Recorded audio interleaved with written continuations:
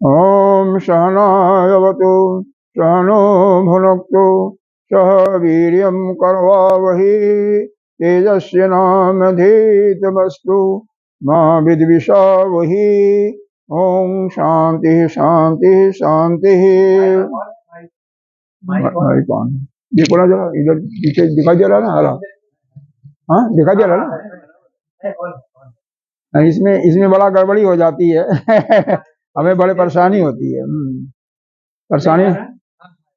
ओम पार्थाय प्रतिबोधितां भगवता नारायणेन स्वयं व्यासेन ग्रथितां पुराणमुनिना मध्ये महाभारतम् अद्वैतामृतवर्षिणीं भगवतीम् अष्टादशाध्यायिनीम् अम्ब त्वामेव सन्दधामि भगवद्गीते भवद्गीतं।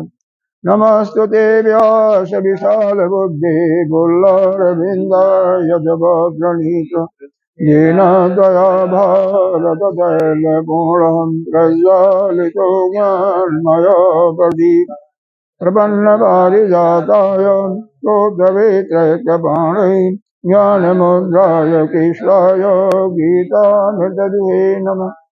सर्वोपनिषदो गावो दोग्धा गोपालनन्दन पार्थो वत्स सुधीरभोक्ता दुग्धं गीतामृतं महत्। वसुदेवसुतं देवं कंसचारूढमर्दनं देवकी परमानन्दं कृष्णं वन्दे जगद्गुरुं। भीष्मदोरतटा जयद्रथजलगान्धारनीलोत्पल शैलग्राहवती कृपेण वहनी कर्णेन वीलाकुला अस्वस्थामविगणगुरमकरन्दुर्योधनावर्तिनि चोदिरागलुवाण्डैरनरदीपवर्तकः केश पाराशरवच सरोजममलं गीतार्थगन्धोत्कटं नानाख्यानककेशरं हरिकथा सम्बोधनाबोधि लोके सज्जनषट्पदैरहरः वीर्यमानं मुदा भूयात् भारतपङ्कजं कलिमलदघर्षिण श्रेयसि मूकं करोति वाचालं मङ्गलं हयति यत्कृपातमहं वन्दे परमानन्दमाधवम्। यं ब्रह्मा वरुणेन्द्ररुद्रमरुतः अस्तु अन्त्यदिव्यैः अस्तु हि वेदैः साङ्गपदक्रम उपनिषदैः गायन्ति यमसानवम् ज्ञानादवस्थिततद्गतेन मनसा पश्यन्ति यमयोगिनो यशान्तं न विदुषुरसुरगणा देवाय तस्मै नमः। सच्चिदानन्दरूपाय विश्वोत्पत्त्यादिहेतवे तापत्रयविनाशाय श्रीकृष्णाय वयं नमः। नारायणं नमस्कृत्य नरं चैव नरोत्तमं देवी सरस्वती व्यासं ततो जयमुदीरयेत्। गुरुर्ब्रह्मा गुरुर्विष्णु गुरुर्देवो महेश्वर गुरुः साक्षात् परं ब्रह्म तस्मै श्रीगुरवे नमः। त्वमेव माता च पिता त्वमेव इव बन्धो च सखा त्वमेव इव वीर्याद्रविणं त्वमेव त्वमेव सर्वं मम देवदेव। गजाननं भूतगणादिसेवितं कपित्थजम्बोफलचारुभक्षं उमाशतं शोकविनाशकारकं नमामि विघ्नेश्वरपादपङ्कजम्। अनंत श्री विभूषित श्री 1008 पंचायती महानिर्वाणी अखाड़ा के अग्रणीय श्रोत्रिय ब्रह्मनिष्ठ महामंडलेश्वर एवं उत्तर प्रदेश संत समाज के अध्यक्ष श्री सद्गुरुदेव भगवान के चरणों में कोटि कोटि नमन बंधन। यहाँ के अधिष्ठाता देव ब्रह्मचारी कृष्ण चैतन्य जी, मातृशक्ति भक्तजन सभी के अंतःकरण में विराजमान आत्मस्वरूप उस ब्रह्म को नमन करते हैं, बंधन करते हैं। आइए हम 15वें मंत्र से आगे पढ़ते हैं। 15वें श्लोक से न मां दुष्कृतिनो मूढ़ा न मां दुष्कृतिनो मूढ़ा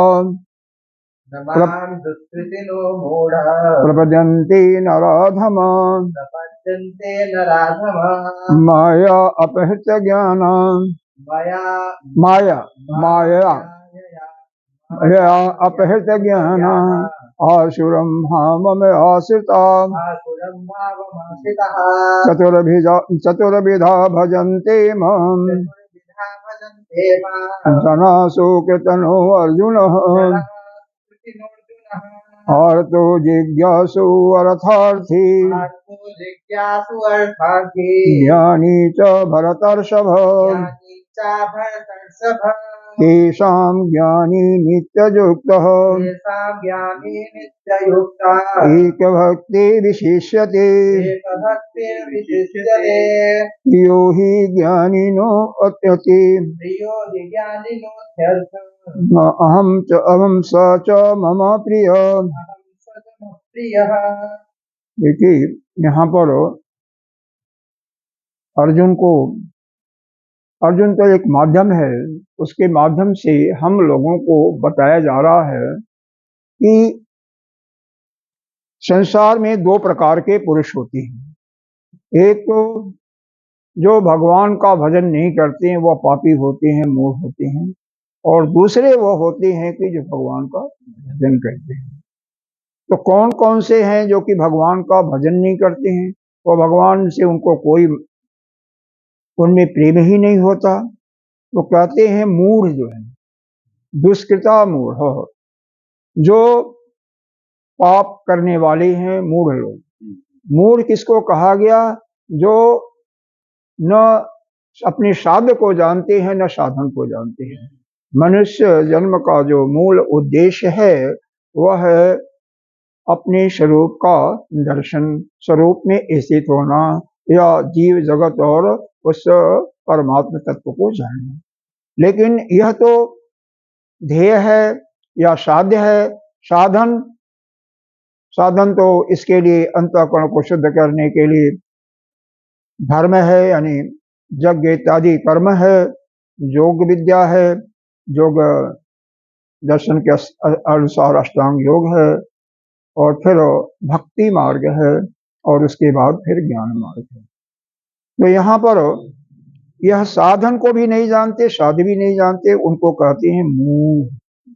प्रपदन्ते नराधमा, और मनुष्यों में जो अधम है, सबसे नीच है, मतलब उनको कुछ पता ही नहीं है कि मुझे क्या करना है क्या नहीं है। उनका ज्ञान ही एक प्रकार से लुप्त हो चुका है। दुष्कृत करना जिनका स्वभाव है, दुराचार करना ही स्वभाव है। फिर और क्या है? तीसरा है जो माया से बिल्कुल ढके हुए, जिनका ज्ञान माया से बिल्कुल ढक गया है। क्या आप इधर हो गए? माया से जिनका ज्ञान बिल्कुल ढका हुआ, यानी बिल्कुल अज्ञानी है, ज्ञान नाम का उनके अंदर कोई चीज ही नहीं है। और कौन है? आसुर भाव, जो हमेशा आसुरी भाव, जो हमेशा दूसरे को नुकसान, दूसरों का नुकसान करना हमेशा। उनका केवल एक ही काम है कि हमारे पड़ोसी है, हमारा सामने वाला है, किस प्रकार से उनको हम नीचा दिखाएं, उसकी संपत्ति किस प्रकार से छीनें, उसकी बेटी बहन है किस प्रकार से उसको हम अपना, बस यही जिनका काम है। वो भी और जो ही अशुद्ध है, और क्या उनके सींग नहीं होती है, वो भी ऐसे ही होते हैं, हमारे जैसे वो भी होते हैं, लेकिन उनका स्वभाव अलग होता है। तो ये जो चार प्रकार के यह लोग हैं, जिनको न तो साधन का पता है, और जो बिल्कुल मनुष्य में जो बिल्कुल नीचे गिरे हुए हैं, अधम हैं, जिनको अपना कोई अस्तित्व का पता ही नहीं है, और जिनका ज्ञान माया से ढक गया है, और जो दूसरों को हमेशा दुख देने में ही। साधन का मतलब क्या? साध्य को तो यह हो गया कि आत्म तत्व को जानने की इच्छा, अपने स्वरूप में स्थित होने की इच्छा, यह साध्य हो गया, या उस परम तत्व को जानना। अच्छा, साधन हो गया। साधन इसके लिए बताए गए हैं, देखो कैसे प्राप्त होता है, उसके लिए यह है कि पहले हमारा अंतःकरण शुद्ध हो। अंतःकरण को शुद्ध करने के लिए दो चीजें बताई गई हैं। एक तो धर्म में जो हमारा पूर्व मीमांसा, उसके अनुसार यज्ञ, तप, दान, अग्निहोत्र इत्यादि करना।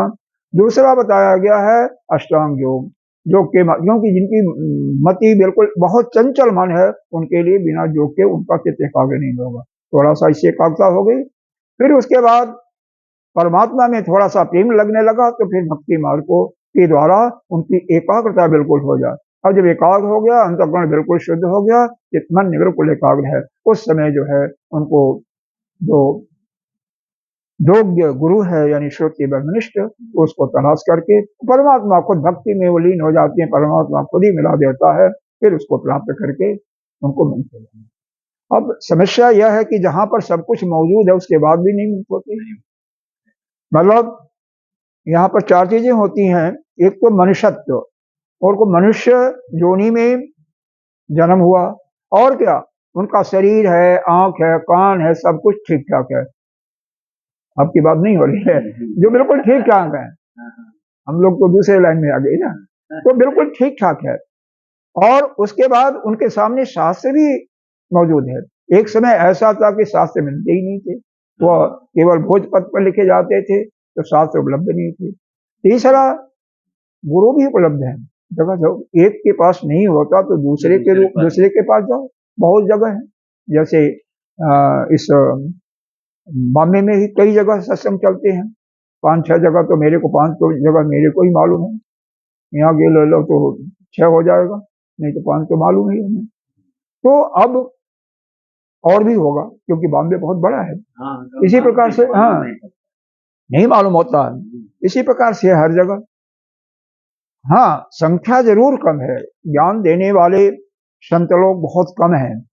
जैसे हरिद्वार में बहुत कम स्थानों पर है, ऋषिकेश में कैलाश आश्रम है, हरिद्वार में साधना सदन है, और हमारे गुरुदेव की जब कृपा होती है तो वो करती हैं, और शायद ही कहीं हो, खैर हमें उसके बारे में आइडिया नहीं है। तो उतना नहीं रह गया है, बाकी भजन कीर्तन करने वाले बहुत मिलेंगे, अनंत मिलेंगे, भागवत सुनाने वाले।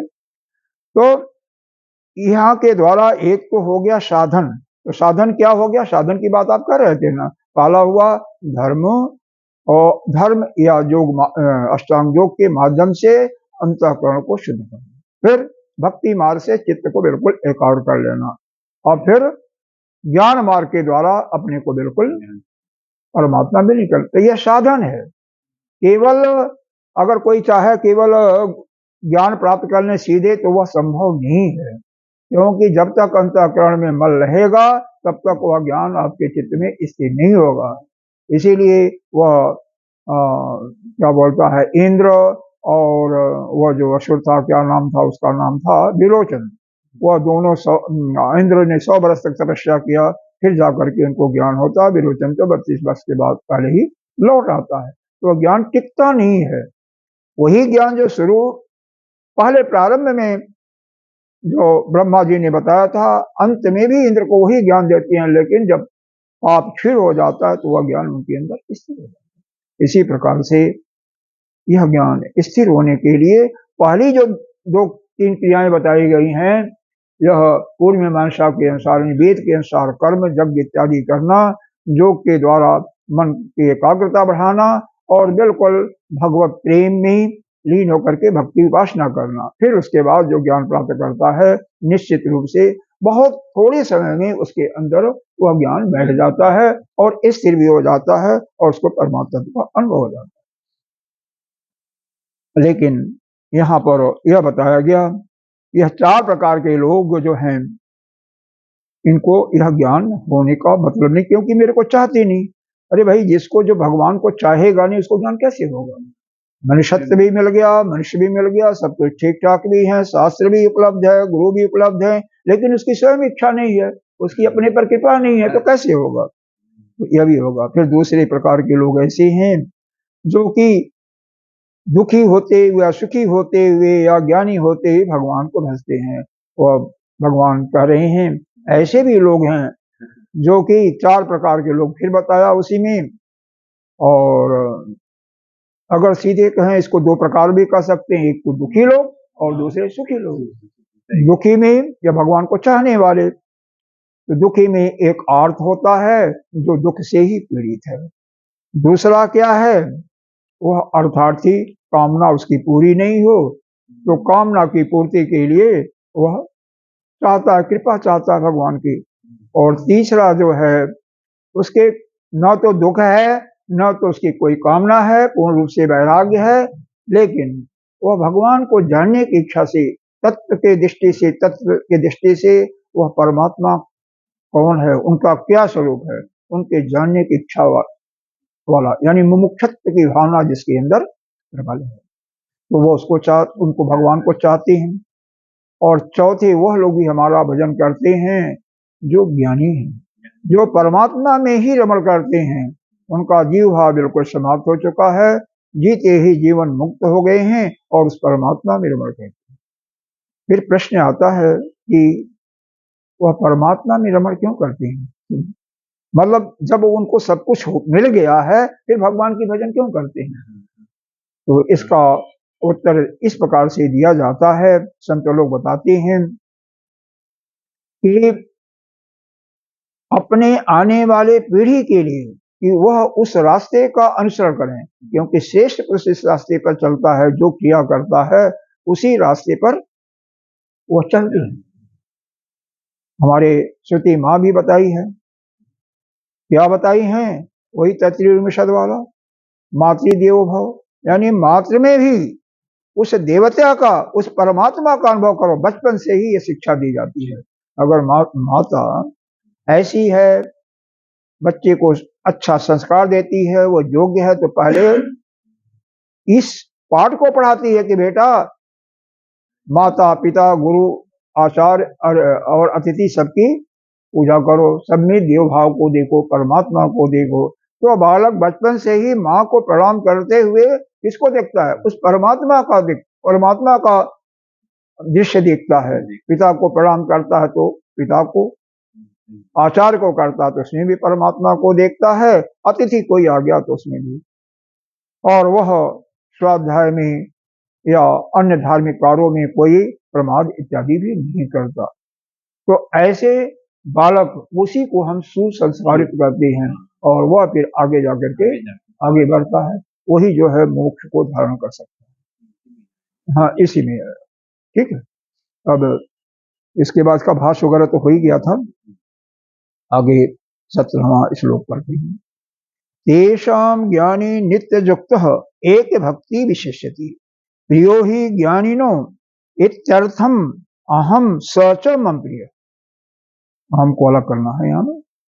ऐसे जो ज्ञानी लोग होते हैं उसमें से जो नित्य युक्ता होता है, नित्य युक्ता का मतलब सतत केवल परमात्मा का ही भजन करता रहता है, लगातार केवल वह भगवान के ही भजन में रमता रहता है। हाँ, रमता रहता है और कहीं उसकी दृष्टि जाती नहीं है, वह मेरे को सबसे प्रिय है। यहाँ पर भगवान ने 10वें अध्याय के 10वें श्लोक में ऐसा बताया है, तेषां सतत युक्तानां भजतां प्रीतिपूर्वकम्। तेषां ऐसे भक्त जो सतत माने लगातार, जैसे तेल धारावत है, तेल गिरा रहे हो धार टूटने न पाए, भजताम उस परमात्मा का भजन करते हैं। और कैसे, श्रद्धा पूर्वक भक्ति पूर्वक भजते हैं, वैसे नहीं कोरम पूरा करने के लिए नहीं। तेषाम उनको हम क्या कहते हैं, क्या करते हैं, उनको हम बुद्धि योग देते हैं, उनको ज्ञान देते हैं, हृदय या किसी संत से मिला करके ज्ञान देते हैं, ज्ञान योग।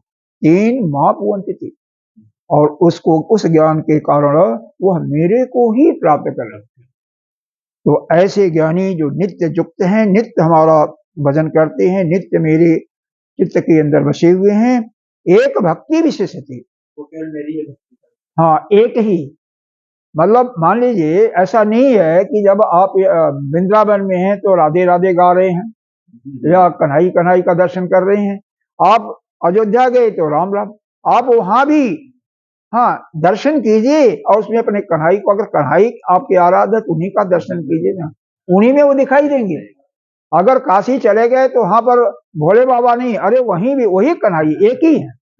मतलब यहाँ पर है अद्वैत का दर्शन कीजिए जब तक, हाँ हाँ, यही तो मुख्य बात है ना। अद्वैत में रहोगे तो कभी किसी से आपका वैमनस्य होगा ही नहीं, आपको कभी कैसे हो, आपके सुनो, आपके सिवा कोई है ही नहीं है तो किससे करोगे, सबके अंदर तो आप ही हो। खराब होता है ना, कोई कैसा व्यवहार करता है, कोई क्या कहता है, इससे मन पे प्रभाव क्यों पड़ता है? अरे उसी को तो ठीक करना है ना, वह जो अपना मन है, व्यवहार। और दूसरी बात यह है, जिसका मन बहुत चंचल है, उसको कम से कम संसार में रहना ही श्रेयस्कर होता है, श्रेष्ठ होता है।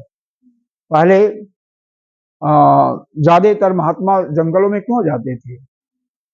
वहां जाकर के संसार से उग जाते। हालांकि उसमें एक कमी भी होती थी कि उनके पास जो ज्ञान का भंडार हो जाता था, वह दूसरे पब्लिक को, औरों का भला नहीं कर पाते थे।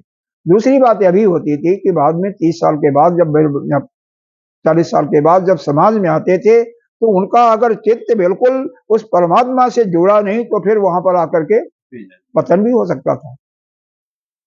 क्योंकि संसार में रहते हुए सब कुछ सबके मध्य रखते हुए, सब कुछ देखते हुए, सुंदर रूप, सुंदर देश, अच्छे भोग विलास, और उसमें भी जो अपने को बचा कर रखता है, वही तो श्रेष्ठ है, वही श्रेष्ठ है।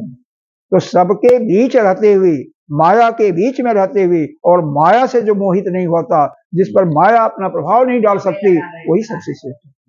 और माया किस पर प्रभाव नहीं डाल सकती? जो नित्य सतत जुक्ता नाम, सतत लगातार नित्य निरंतर उस माया पर। हाँ, 11वें में भी है।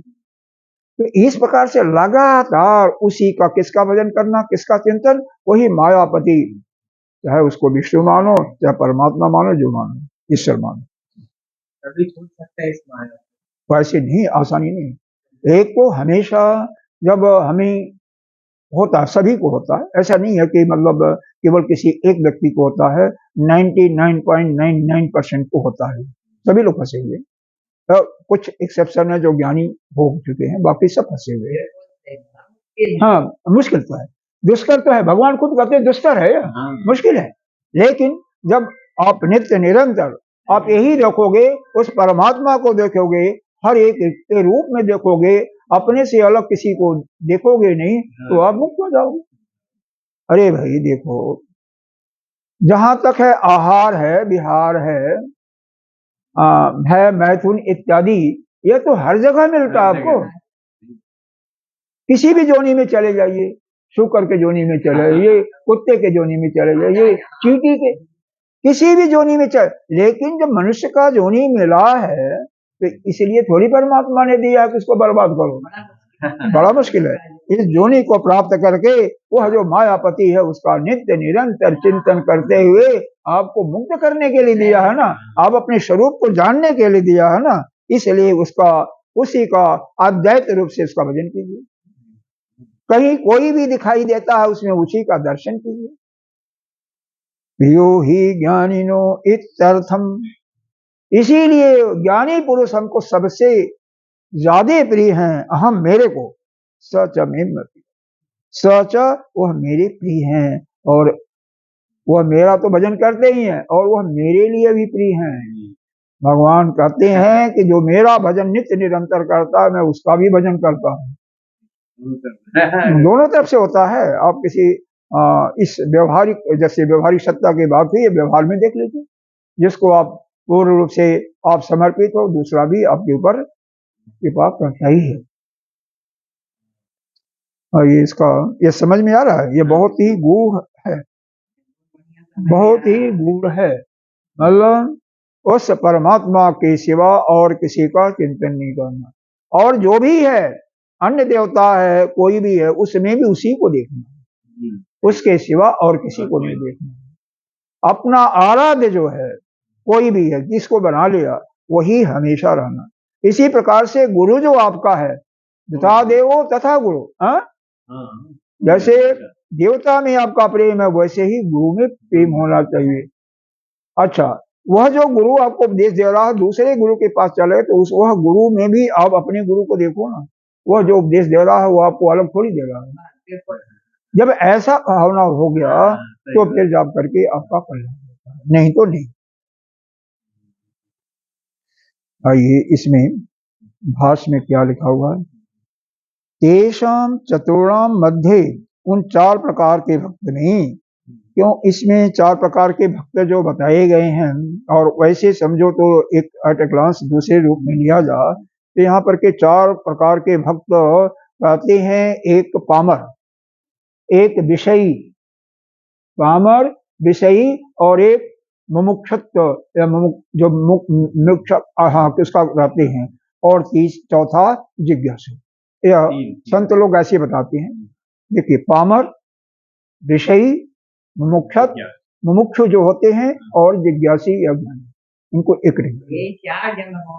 हाँ, जो पामर हैं उनके लिए तो ऊपर वाले 15वें श्लोक में जो बता दिया गया, जिनकी जो मूढ़ हैं, जो नराधम हैं, वह उसके अंदर आ गए।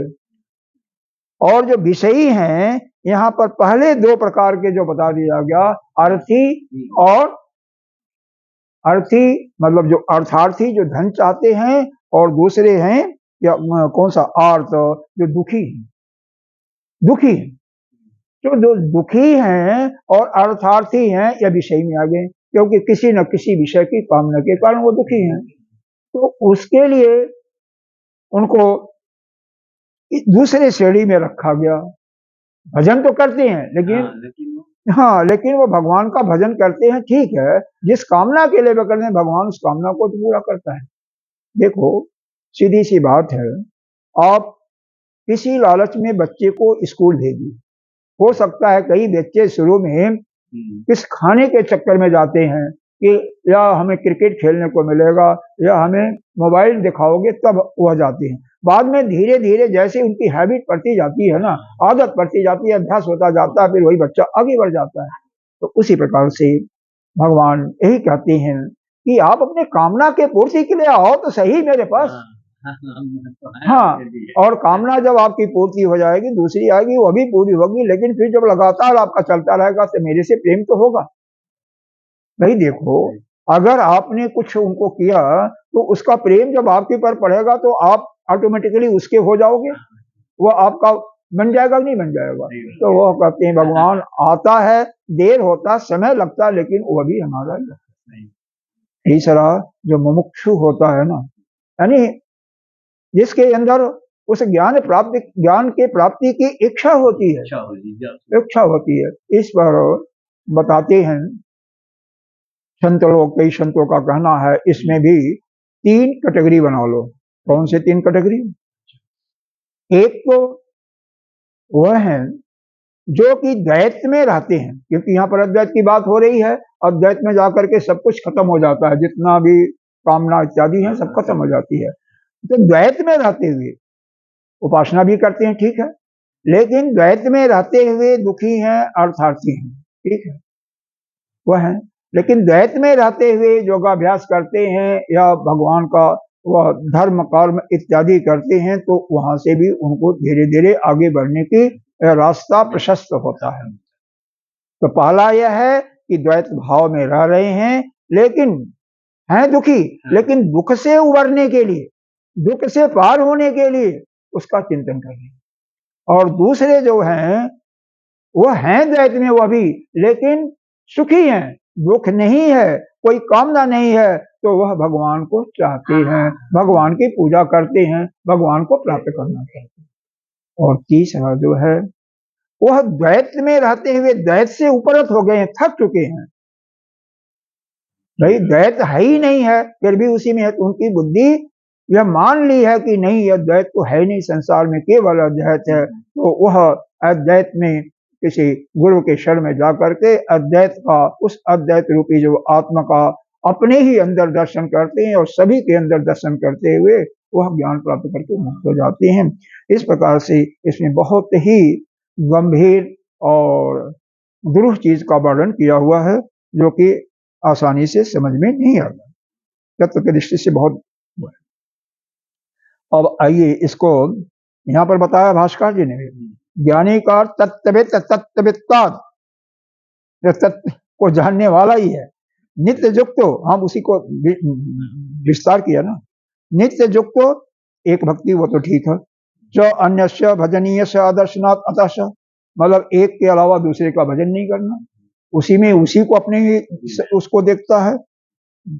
विशेषते का मतलब विशेषम, अधिकम, अपद्धते, अति, यानी तीनों की अपेक्षा जो अधिक श्रेष्ठ है वो हमें ज्ञानी ही भक्त श्रेष्ठ है। आगे इसी में और भाष्य के अंदर बताते हैं, प्रियो ही जस्मात् अहम आत्मा जिसको अपना आत्मा प्रिय है, किसको प्रिय होता है? ज्ञानी को। अतः इसलिए हमें वह प्रिय है। प्रसिद्धम ही लोके आत्मा प्रियो भवत इति, संसार में ही प्रसिद्ध है कि आत्मा ही अपना प्रिय होता है। तस्मात इसीलिए ज्ञानी ना, जो ज्ञानी होते हैं, आत्मवाद वसुदेव प्रियो भवति, वह भगवान वासुदेव उन्हें अत्यंत प्रिय होता है। ठीक है, यहाँ पर भगवान वासुदेव कहा गया, अब किसी भगवान को कहिए, कोई ऐसी बात नहीं, क्योंकि भगवान वही कह रहे हैं वासुदेव, इसलिए उनका नाम आया है।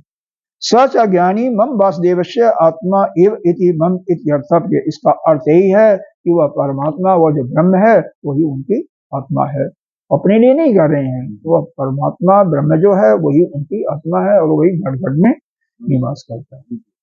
अब 18वां, फिर इसी का आगे वर्णन चल रहा है।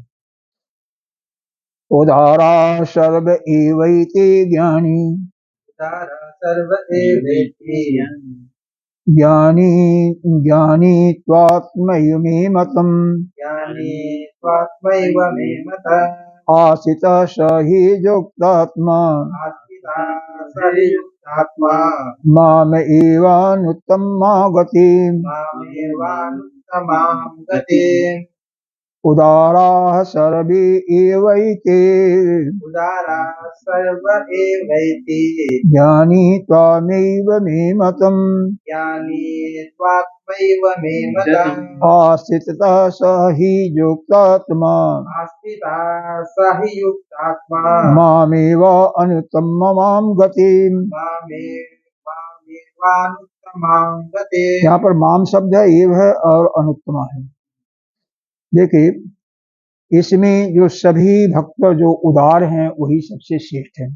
उदारा सर्व एवैते, इनमें से एव ये जितने भी हैं, जितने भी ज्ञानी जो सबसे उदार है, जो उदार हैं वही श्रेष्ठ है। तू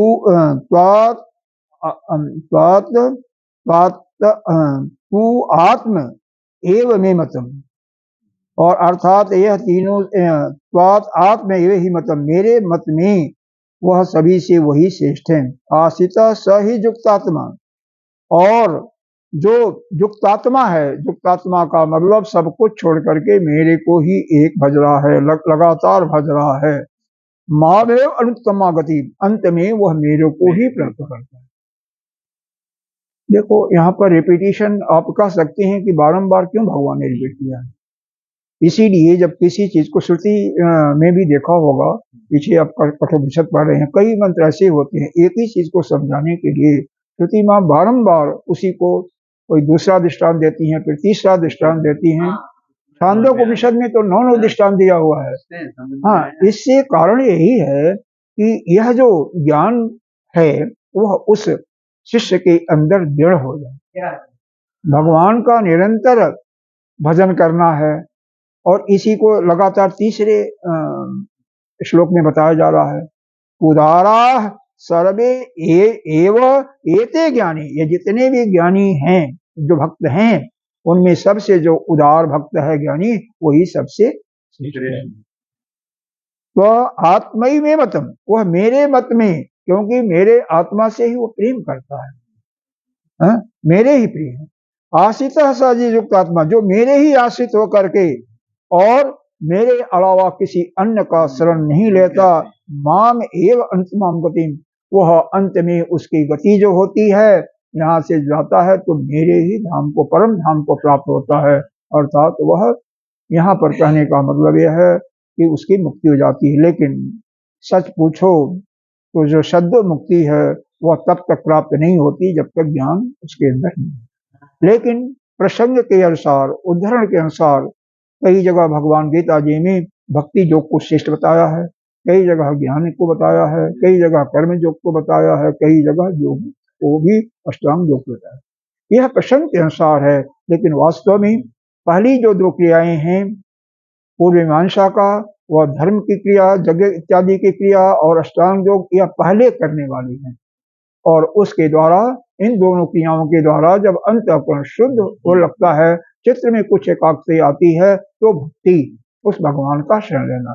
क्योंकि देखो, कितना भी घोर कोई कहते हैं कि वेदांत का जानने वाला, अब देखो हमारे गुरुदेव को देखो, हमेशा धर्म में कितना आस्था रखते हैं, धर्म में कितनी आस्था रखते हैं। तो जब तक भगवान से प्रीत नहीं होगा, उसको प्रेम नहीं होगा, तब तक वह ज्ञान भी उसका निरंकुश हो जाएगा। तो भगवान से तो प्रेम होना ही चाहिए। कहीं भी होता है भगवान गुरुदेव हमेशा अपने उस अरे हमेशा मन का जब भी होते हैं खाली थोड़ा आप बैठे हो, बात मंत्र में के जाप में मन ही मन लीन होती है, देखा होगा। ऊपर बैठते हैं तो अपने में जाप उनका चलता रहता है, किसी से नहीं बोलते हैं ना। कई बार मन में जाप चल रहा, किसी से नहीं बोलते हैं। हम लोग तो ये करते रहते हैं, बात भी करते हैं, लेकिन गुरुदेव को मैंने देखा है और उसको अपनाने की क्रिया करते हैं, लेकिन फिर भी अभी बहुत कुछ। हाँ, तो कोई भी जो ज्ञानी भक्त है, वास्तव में ज्ञानी है, वह भगवान से प्रेम करेगा ही करेगा, क्योंकि वो भगवान के एक रस हो गया ना, भगवान से उसकी अंतरात्मा मिल चुकी है, दोनों में अंतर ही नहीं है ना। हाँ, कुछ नहीं। देखो दूसरी बात, जब किसी चीज को आप अपना मान लेते हो, जैसे संसार में व्यवहार के दृष्टि में, अब यह आपने मान लिया कि ये मेरा बेटा है, यह आपकी पत्नी है, ये मेरी बहू है, तो उससे ऑटोमेटिकली आपका प्रेम अलग से बढ़ जाता है ना। तो उसको अपना मान लो ना, उसमें क्या बुराई है। अरे अपना बेटा मान लो, अपना पिता मान लो। एक स्वामी जी आप रखते हैं फोटो अपने साथ में कृष्ण जी की, वो तो कोई बात वो नहीं, आपको देखा करते हैं चुपके चुपके, कोई बात नहीं, हमेशा देखते हैं। हाँ, तो कोई बात नहीं, आप हमेशा तो उसको उस परमात्मा स्वरूप का हमेशा अपने अंदर रखिए। वो तो खैर अपनी अभी अज्ञानता है हमारी, क्योंकि वह तो हमेशा हमारे सभी के हृदय में विराजमान है, तो अलग से कोई बात नहीं। भी आपकी एक ऐसी फोटो लगी है, रूम में आपके हरिद्वार में भी एक ऐसी फोटो लगी है। हाँ, सब लगी है, ठीक है, उनकी महिमा है, तो खुद आकर के बैठना चाहते हैं तो मैं क्या करूँ। हाँ, वो तो खैर लाना ही पड़ता है ना। जब कोई देखो, एक बार की बात है, यह अपना वृंदावन है, स्वामी अखंडानंद जी की अच्छी तरह से जानते होंगे, नहीं जानते होंगे, देखे नहीं होंगे, तो गुरुदेव ने कई बार उनकी बातें करते हैं। हमारे जो ये जगदानंद, हाँ जगदानंद जी हैं, यह भी उनके आश्रम में ही काफी दिनों तक रहे, उसी आश्रम में। अब तो खैर इनके दो आश्रम इनके भी हो गए हैं, एक उन्नाव में और एक यहाँ पर क्या नाम है ये, वो जो पहाड़ी है, ये जो पहाड़ी है नहीं, राजस्थान के और गुजरात के बॉर्डर पर है ना। हाँ, माउंट आबू में, वहां नीचे रहते। एक तो वहां का पुराना है, अभी उन्नाव में भी एक आश्रम इनका बन गया, किसी ने दे दिया, डिनोट कर दिया। तो इसी प्रकार से अब वहां पर एक बार उनको, क्योंकि बहुत बड़े भगवान के भक्त हैं, भगवान का उनको दृश्य आया अकेले और नृत्य करते हुए, एक टांग पर एक पैर, एक टांग पर दूसरा टांग रखे हुए वह नृत्य गोपाल, और फिर उन्होंने अपने उन्हीं की मूर्ति ला करके स्थापना किया अपने मन में।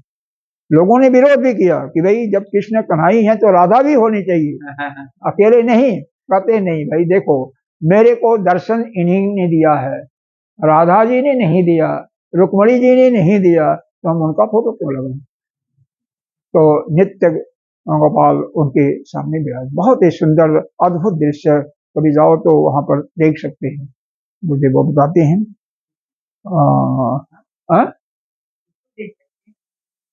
यह अखंडानंद जी का आश्रम है, भगवान कन्हई का यह नित्य गोपाल, नित्य मतलब एक टांग से दूसरे टांग से आकर के एक पैर पर खड़ा होकर के नृत्य करते, मतलब वैसा फोटो है, बिल्कुल इस तरह का दिखाई देगा। हाँ, तो यहाँ पर यही बताया गया, मेरे मत में जो ज्ञानियों में जो सबसे उदार है वही श्रेष्ठ है, और जो युक्तात्मा है, जो मेरे सिवा अन्य किसी को नहीं चाहता, मेरा निरंतर निरंतर भजन करता है, वह अंत में मेरे को ही प्राप्त करके उसकी उत्तम गति होती है। तो यहाँ पर यह हम चर्चा कर रहे थे कि अष्टांग योग या पूर्व मीमांसा के अनुसार धर्म करके अपने को अंतःकरण को शुद्ध करके फिर भगवान की भक्ति उपासना करके चित्त बिल्कुल एकाग्र हो गया, फिर जा करके किसी श्रोति ब्रह्मनिष्ठ गुरु का या तो भगवान ही दर्शन कराएंगे या स्वतः उनका अनुसरण लेकर के ज्ञान प्राप्त करके मुक्त हो जाओ और फिर आपको इस संसार में दोबारा नहीं आना पड़ेगा। यही इसका मतलब है। आइए इसमें यह भाष्य में भगवान जो लिखा उसका अर्थ देख लीजिए। उदार का मतलब उत्कृष्ट, जो सबसे श्रेष्ठ है उसको कहते हैं उदार। सर्व एव एते त्रयः अपि संप्रिया एव इत्यर्थ। ये आया है ना उसमें देखो, सर्व एव एते त्रयः, त्रयः कहाँ पर आया है? एते ज्ञानी त्वाम, वो त्रय लगा लिया, ऊपर से 3 के लगा लिया।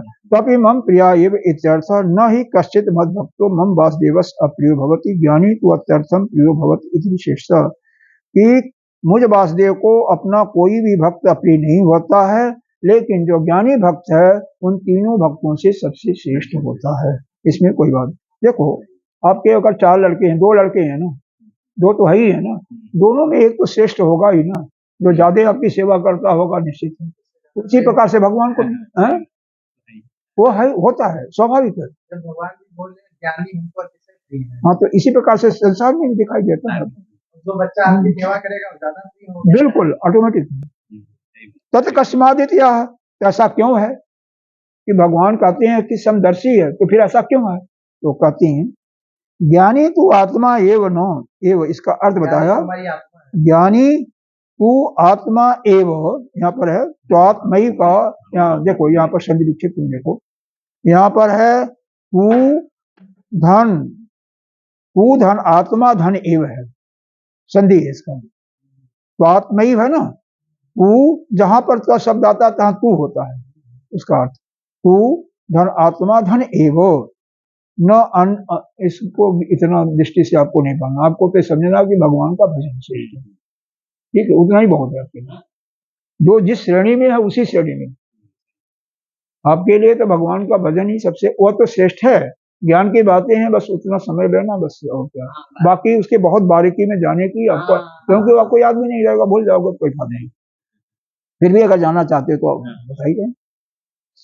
अन्नो मतः इति मतलब मेरा स्वरूप है, उसमें मेरे अलावा कोई अन्य नहीं है, यह मेरा ही निश्चय है। इसीलिए किसी भी भगवान की मूर्ति देखो तो उसमें मेरे को ही देखो। आश्रितम माने आरूढ़ प्रवृत्त, उसी में स्थिर हो जाओ, रूढ़ हो जाओ। सज्ञानी ही जस्माद अहम एव भगवान वासुदेवो न अन्य, जिसके हृदय में मुझ भगवान वासुदेव के अलावा और किसी का दर्शन नहीं होता। दुक्तात्मा का, जिसका चित्त समाहित है, जिसका मन बुद्धि चित्त सब, ये यानी बुद्धि के अंदर मन काम कर रहा है और इंद्रियां मन के अनुसार।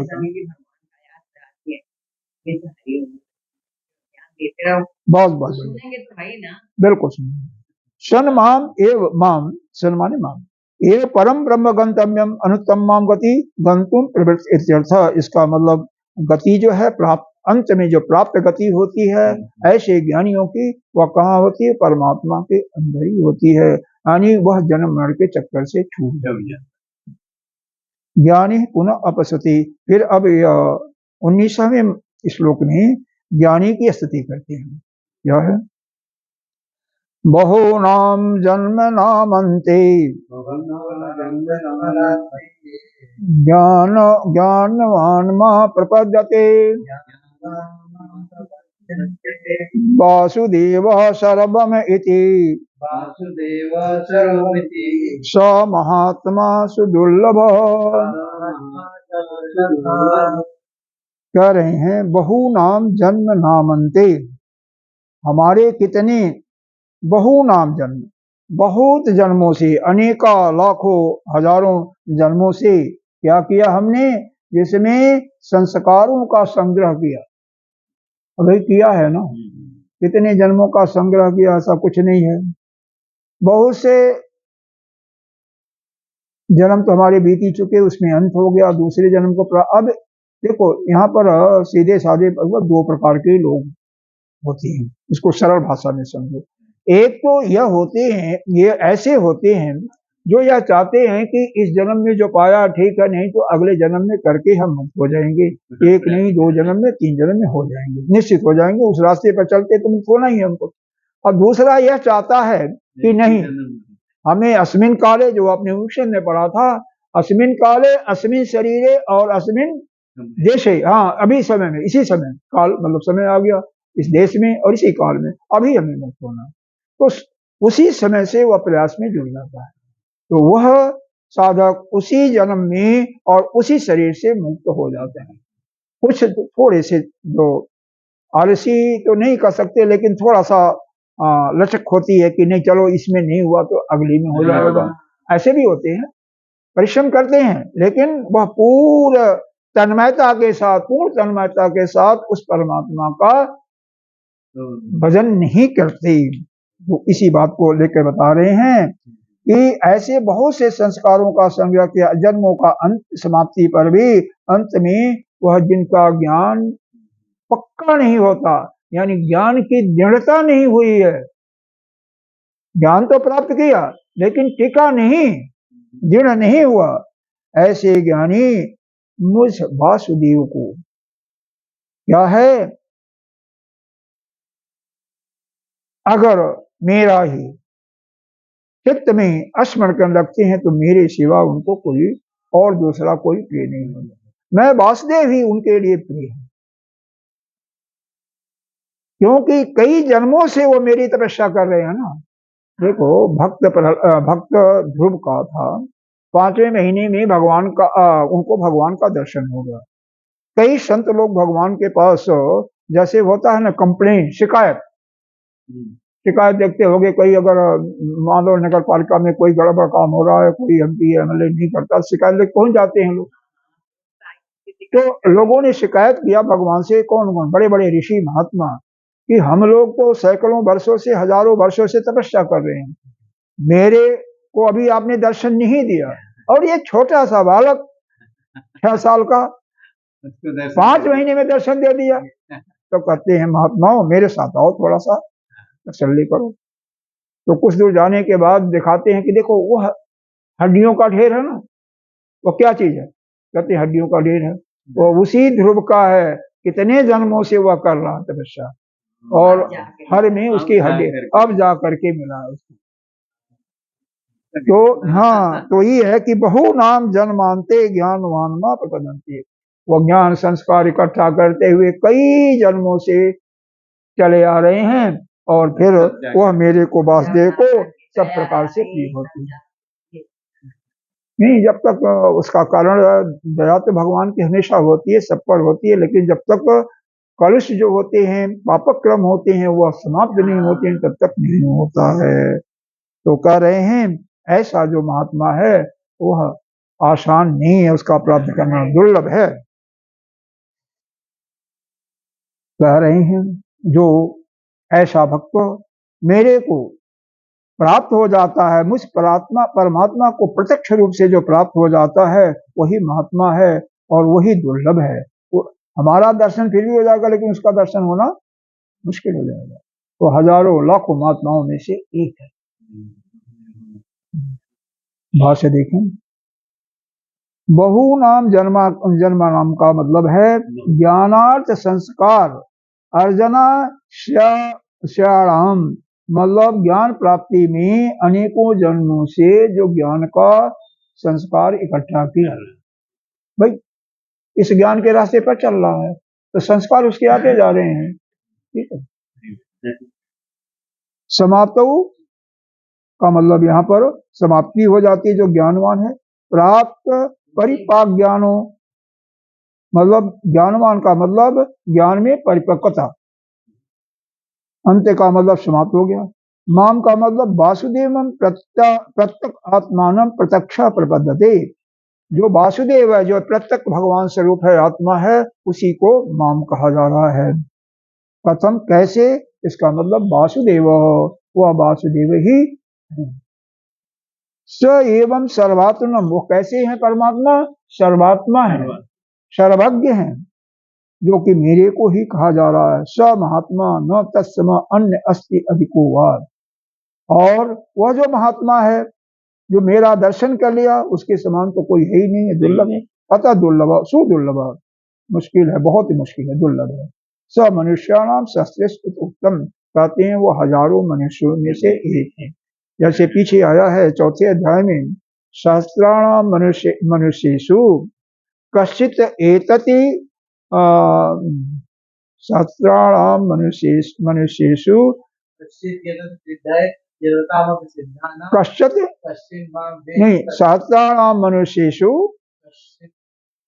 ठीक से बताओ नहीं, चौथे अध्याय में। नहीं इतना तो नहीं है, यह है श्रीमन नारायण नारायण नारायण, श्रीमन नारायण नारायण नारायण, श्रीमन नारायण नारायण नारायण, श्रीमन नारायण नारायण नारायण, श्रीमन नारायण नारायण नारायण, नारायण नारायण नारायण। कहीं और है नारायण नारायण, श्रीमन नारायण नारायण नारायण, श्रीमन नारायण नारायण नारायण, श्रीमन नारायण नारायण नारायण। इतना समझ लीजिए, हजारों मनुष्य में से कोई एक है जो इस अध्यात्म के मार्ग पर चलता है, और उन हजारों में से उन एक कोई तत्व से परमात्मा को जान सकता है। इतना तो शास्त्रों मनुष्यों में से कोई एकाध इस रास्ते पर, अध्यात्म के रास्ते पर चलता है, भगवान को जाने। और ऐसे जो महात्मा होते हैं, ऐसे जो पुरुष होते हैं, हजारों को ले लो तो कोई एक उस तत्व को, तत्व के दृष्टिकोण से उस परमात्मा को जाने। अरे आप अपने को समझो कि हम नंबर 1 पर हैं, क्यों अपने को पीछे करते हो? अगर पीछे करोगे तो नहीं हो पाएगा। हम ही हैं, हम ही पाएंगे, हमें पाएंगे और कोई नहीं पाएगा। हम नंबर 1 पर हैं। हाँ, हाँ, यह हमेशा अपने को कभी हे दृष्टि से, ही दृष्टि से नहीं देखना चाहिए। हाँ, आप खुद ईश्वर हैं, परमात्मा हैं। हाँ, और है ही, उसमें कोई दो राय नहीं है। स एव सर्वात्मना, वह जो है सर्वात्मा है, सभी की आत्मा है। माम प्रतिपद्यन्ते, मेरे को ही कहती है। अच्छा, तत्सम अन्य अस्ति अधिको वा, उसके समान कोई और नहीं है, और वह मनुष्यों में से, हजारों मनुष्य में से उसको एक कहा जाता है। आत्मा एव सर्वम वासुदेव इत एवं अप्रतिपत्तौ कारणम उच्यते। कह रहे हैं कि यह वासुदेव ही यह सभी जीवों का एक ही आत्मा स्वरूप है। इस प्रकार से समझ में कैसे आएगा? इसका क्या कारण है कि वही वासुदेव है, सबकी आत्मा है, वही सर्वात्मा है? इसका कारण बताइए।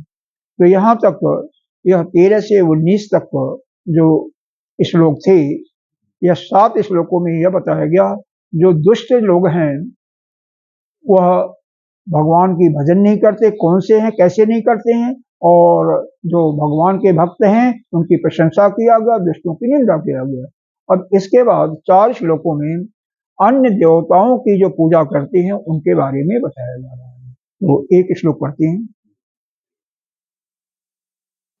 कामैते ते हृत ज्ञाना प्रपद्यन्ते अन्य देवता तं तं नियमास्थाय प्रकृत्या नियता स्वया।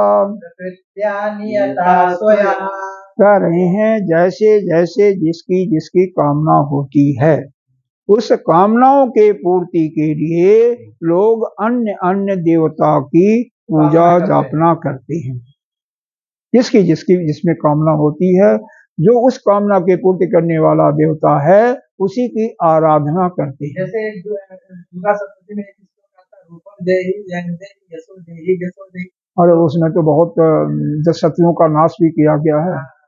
वो अच्छा कामना पूर्वक हाँ, सब कुछ वो हाँ ठीक है, करते हैं, ठीक है भाई, लेकिन ठीक है, दूसरों कम से कम अपनी कामना पूरी करो, दूसरों को क्यों नाश करा रहे हो? लेकिन उसमें जो लिखा है हाँ उसका हाँ, अर्थ वही तो ये है वही कि शत्रु का विनाश बिल्कुल बिल्कुल वही लिखा हुआ है। इसीलिए तो बोलते हैं, इस पर बारम्बार कहते हैं, समझाते हैं हम लोगों को। भाई देखो, हमें वो भी तो देखो, सच एक अगर उस दृष्टि से देखो तो सभी के अंदर तो वही आत्मा, सभी तो एक ही है, ब्रह्म है ना। तो ठीक है, अभी कामना है आपके अंदर, वो भाव नहीं आया, द्वैत भाव है, लेकिन किसी का, शत्रु का या किसी का नाश करने से आपको थोड़ी कोई सब कुछ मिल जाएगा। लेकिन उसमें जो लिखा है हाँ वही है, अर्थ उसका तो यही हुआ। बिल्कुल अर्थ यही है, उसमें कोई दो राय नहीं है। वो उसके लिए नहीं, तो गुरुदेव समझाते हैं तो ये थोड़ी कहते हैं उसका अर्थ दूसरा है। गुरुदेव जो बताते हैं वो दूसरा अर्थ नहीं बताते हैं, यही है।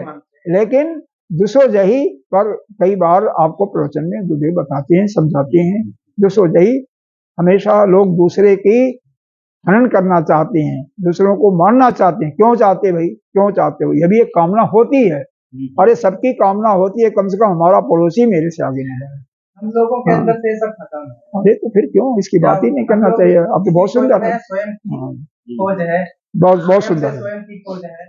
अब देखो, तम तम नियमास्थाय, आस्थाय नियम, उनके स्वरूप के अनुसार, उनके संस्कार के अनुसार, जहां जहां उनकी आस्था होती है, आस्थाय, जहां पर उनकी आस्था होती है, प्रकृत्या नियता से, प्रकृति स्वयं नियत कर देती है कि इस देवता के पास जाओ, और उसके पास जाकर के वह, या आपका पूर्व मीमांसा में जो वर्णन है, जिस देवता की पूजा करने से उनको वह अमुक उनकी कामना पूरी होगी, उसके पास जाकर के वो अपनी कामना पूरा होगी।